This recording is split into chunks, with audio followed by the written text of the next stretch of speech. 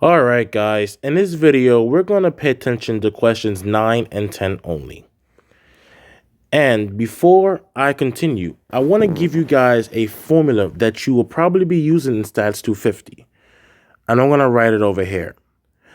And this comes to finding the percentage of a table, whether if it's one category or if it's a contingency table that has two categories that is overlapping. To find the percent, that is going to equal to the observed total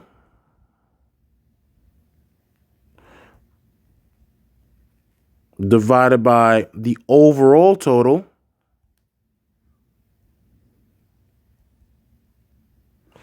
times 100%.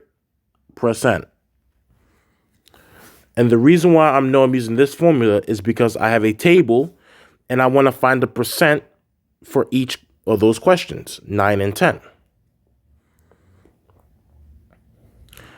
I should write this as overall total. Now, let's read the information. It says here, in a recent study, the following responses were obtained to the question, do you favor recycling in your neighborhood? There's our table. We have an answer, and then we're looking at gender, being binary in this situation. It says, what percent of those in the survey are males? Now, I am observing specifically males. I want to find out how many males are in my survey. That's going to be my observed total, or my observed amount. 25, 15, and 10. We're going to add it together. 25 plus 15 is going to be 40. 40 plus 10 is 50. So there's going to be 50 over. I want to find the overall total, which is adding everything. So I already have 50 for males. Let me add the total for females, which is also 50. 30 plus 10 plus 10 is 50. And in total, I have 100 responses. So it's going to be 50 divided by 100 times 100%. Using the properties of fractions, the hundreds will simplify each other out, leaving me with 50%.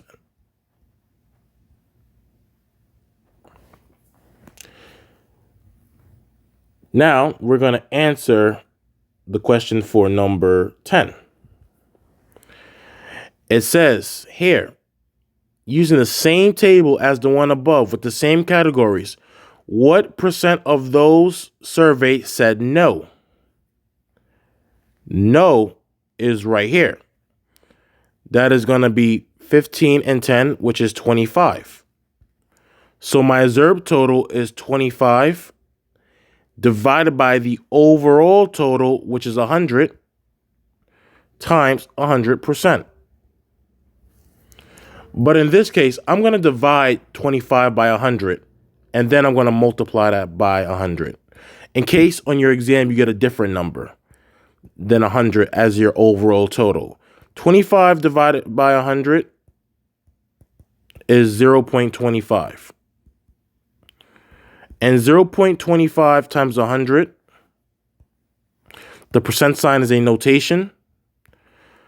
That is going to be 25%.